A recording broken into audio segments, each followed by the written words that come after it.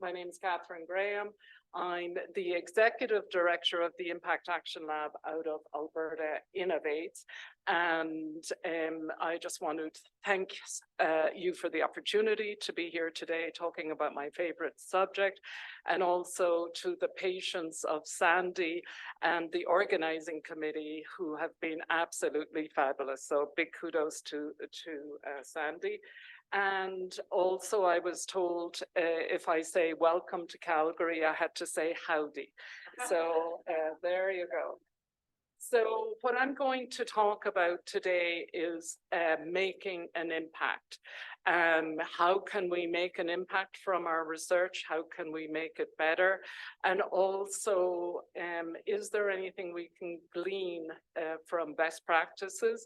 Or as, listening to the presentations earlier, the leading practices that we are doing from the field and share those, and are there some gaps? Because we're all here to the same end. So just wanted to let you know the Impact Action Lab is a relatively new unit in Alberta Innovates. And really what our remit, our purpose is to work with ecosystem players, researchers and entrepreneurs to both amplify and activate the economic and societal impact to really benefit our communities. So the best job ever, it is my real job. And the other thing I just wanted to let you know, in the impact, thanks, Stephanie, is that? You're good. Thank you, Stephanie. We're a small unit, but it's similar to Rick. We have a network that I call GRIN, because you have to have play and impact. So it's the Global Research and Innovation Network. So very informal. And I'm hoping Rick and Grin can get together. And I don't know what that makes, what that makes together. So just wanted to give you a little context there. And just my slide is stuck. No worries.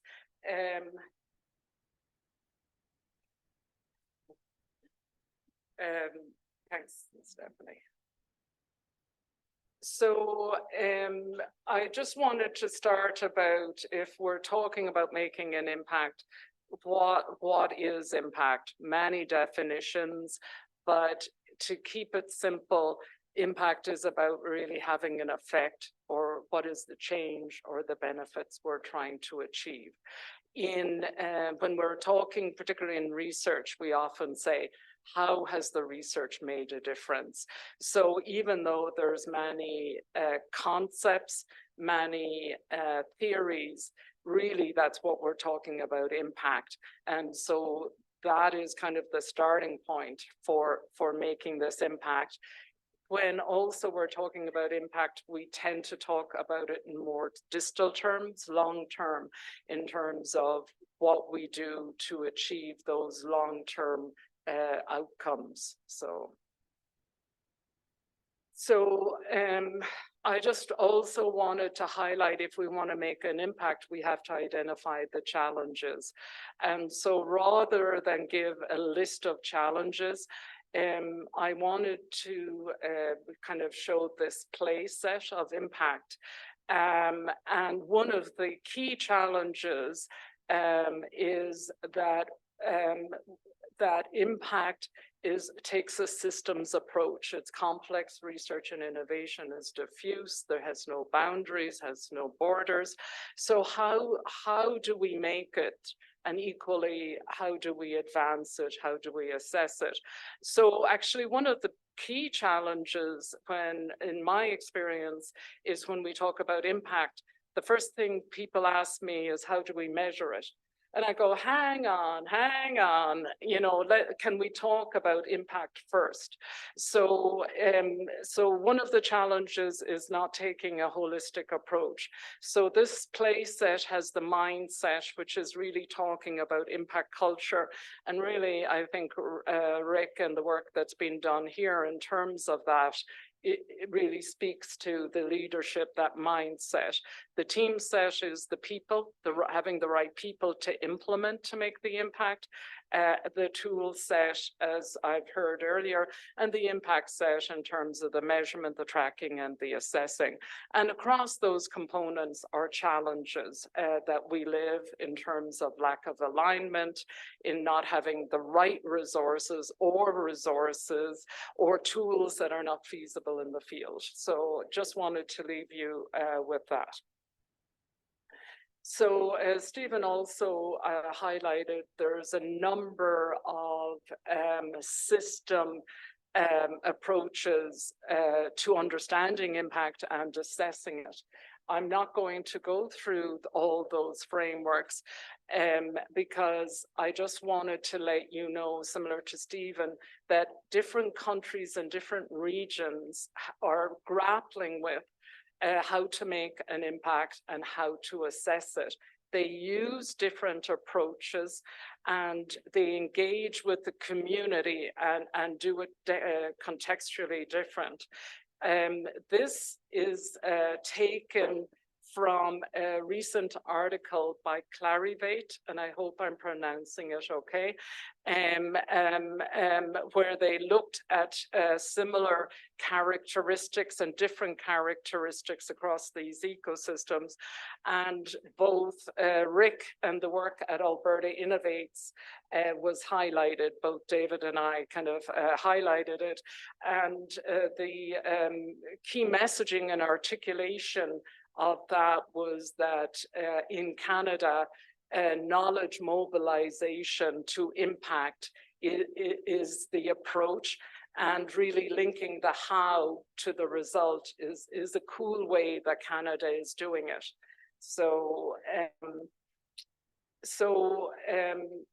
I just wanted us just to take a moment for those in the room, you know, maybe write a note, and those online, is in your experiences and in your institutions, is there clarity around impact when you start with those conversations? So you know, are you completely confused or extremely clear? And then also planting the seeds that you, from your experiences or the researchers in your community, are there frameworks that people have found useful in making an impact? And remember that, to note that down, because I have a giveaway at the end. Yeah, you're going to get something for this. So this is my simple brain simplifying those complex ecosystem frameworks. So ultimately, a jurisdiction or a country, what they're doing is they're determining, are they going to implement making these research impact frameworks? Are they going to do a top-down or bottom-up? In England, with the Research Excellence Framework, they came top-down in terms of policy and allocation. In Canada, we like to say we do it bottom up from our community and grassroots. That makes a difference when it comes to impact culture and engagement. The other thing that those frameworks and approaches start at different points. So the typical one that we're all used to is research is the starting point, and the knowledge then gets mobilized to impact. But here in Canada, as David pointed out, is what if the starting point was impact and the intent was impact, and the plan started with the impact in mind, and then that demand side informed the research. So this actually, David, is relevant. So thank you for that introduction. And so, you know, really, what are some leading practices? So I would say in Canada that, you know, and it's elsewhere in the world, but this co-production that I heard, you know, that we're talking about engaging productively with different actors in the complex system to get to impact is a leading and promising practice that's already been done, but is actually being enriched.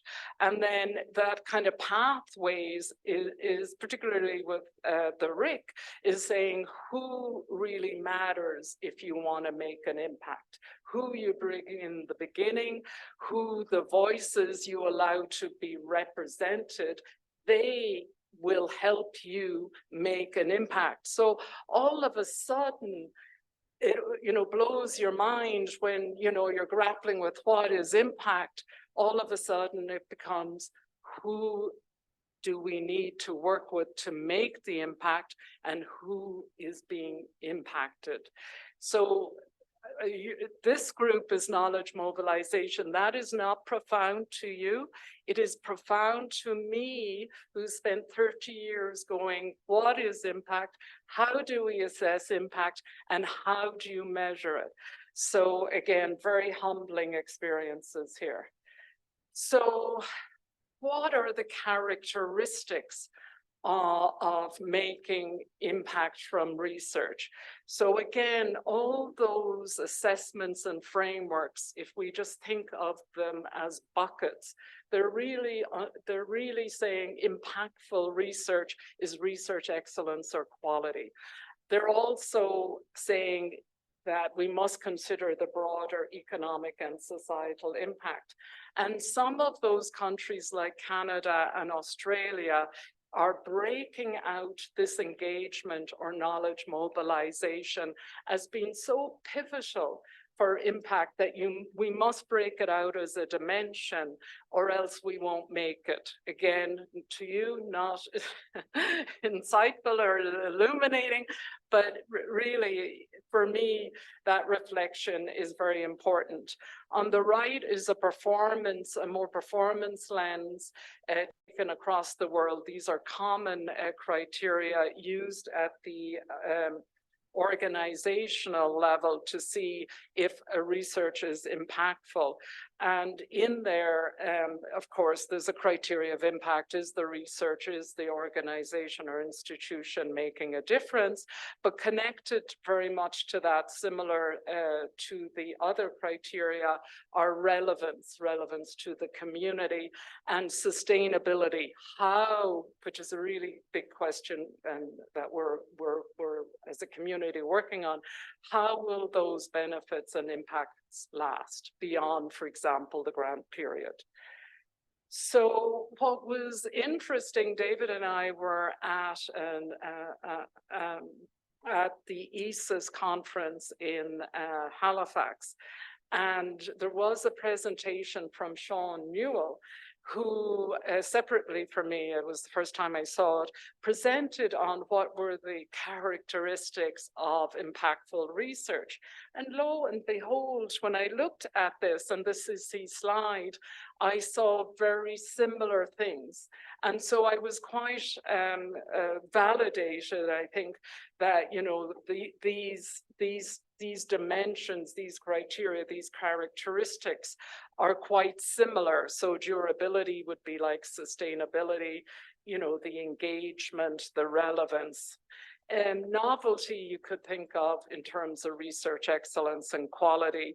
But the one that is missing, I think, and again, for us to think about as a community, is this transferability or generalizability, or in the context of making an impact, given our tools, given our science, and if we want to make an impact, how do we scale it? So I work with the health system on projects on scaling innovations into the health system. So, when you're piloting and you're prototyping, if you're doing, we'll say an innovation in a program, and it's one program, and then it scales to 5 and 10, and then thousands and 50 sites, all of a sudden, it really gets hard, but that pathway to impact is going to be so powerful once it's scaled appropriately based on best evidence. Also at that conference, David, this is the kind of first time you're seeing it, we did a workshop to ask some of the members, and Stephanie, you were there too, is, what are the characteristics of impactful research? And here are some of the keywords that we will, we recorded, but a collaborative, reconciliation focused, open. So we're seeing in the community certain characteristics, principles for helping us move forward in that making an impact. So there are numerous best practices out there. These are some examples, more from the impact assessment world. I know a lot of work, great work being done on DORA, different associations, etc. But, I think as a community in terms of knowledge mobilization and impact, if I was to read through this slide in discussion with Rick, I would probably put up different examples. So, would we put up co-production? Would we put up impact planning? And what does the science tell us in making an impact? And what are some of your examples of leading practices that don't even exist? So I'm going to do an action is that we create a much better slide than this, okay? And from kind of the impact perspective and demonstrating if we've made an impact, mixed methods, multiple data sources is the consensus in the community. So again, just a moment to kind of reflect is in the trenches and with your community and at your institution, are there examples that you have lived or know about where you've seen leading practices really make a difference? So ISRIA was similar to Rick, founded with the principle of how do we get the community together to better understand and advance impact and focus on the assessment as a learning tool versus an audit tool. You'll see the values there. They hold today, just as well as the first school went over different countries. And then in Alberta, we hosted it every year.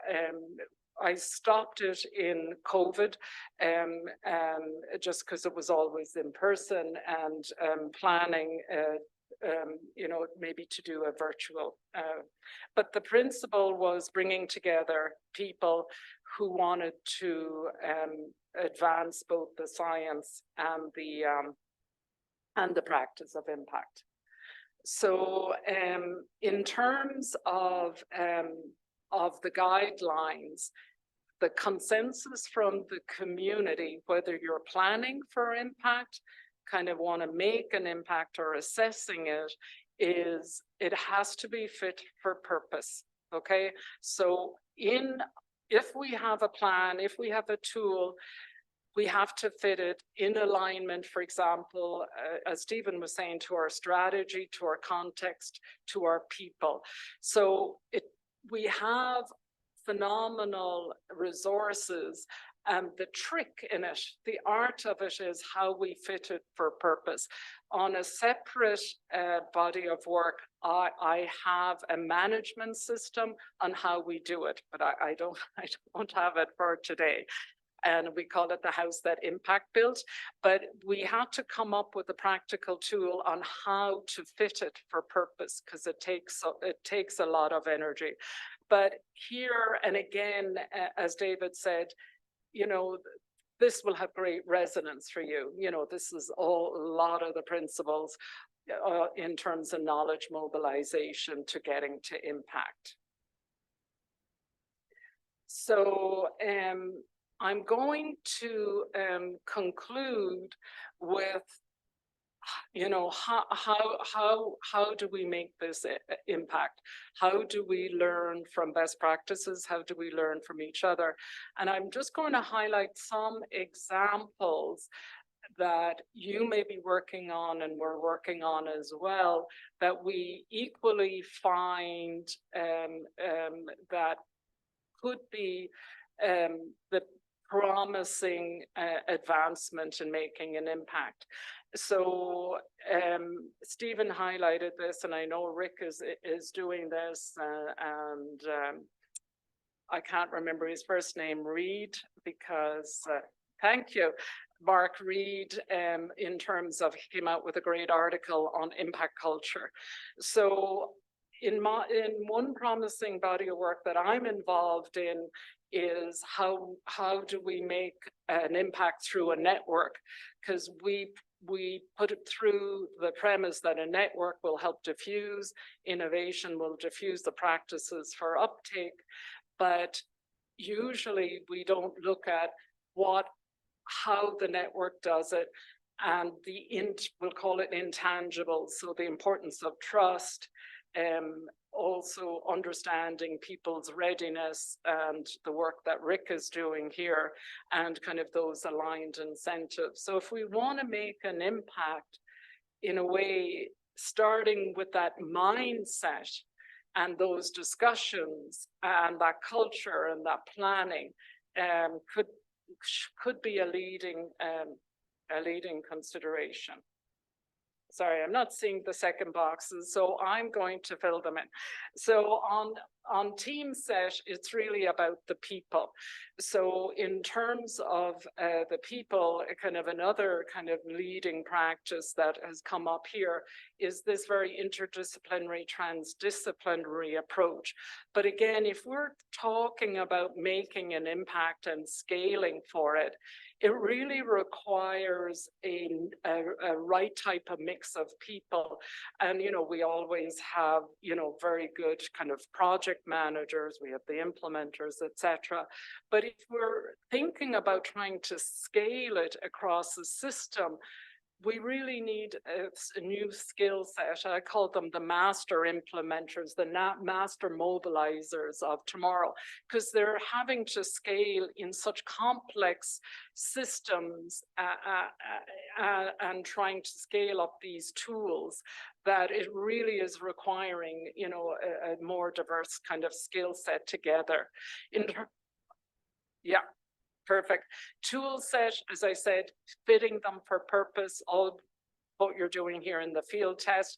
And in terms of impact set, doing a body of work around network effects, how we look at it as an intervention to making impact, the importance of trust and relationship to get our partners and those involved and those voices who haven't normally been involved to help us, marshal us to get to it with the researchers, you know, with the knowledge mobilization expertise, with the evaluators. So a terrible plug here. We are working on developing a proof of concept course in bringing together implementation scientists, knowledge mobilizers. Maybe Rick will have a rep there too, to help us start to knit this together on how we scale for impact as a promising practice and start to bring the communities there. So I did promise you a prize. What is the question?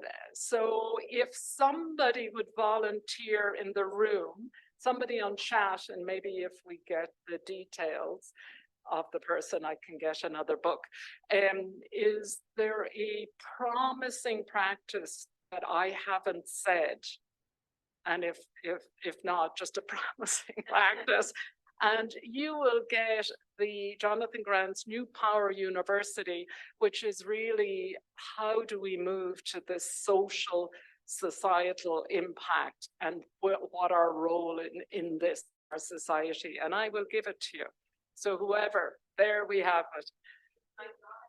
Sorry.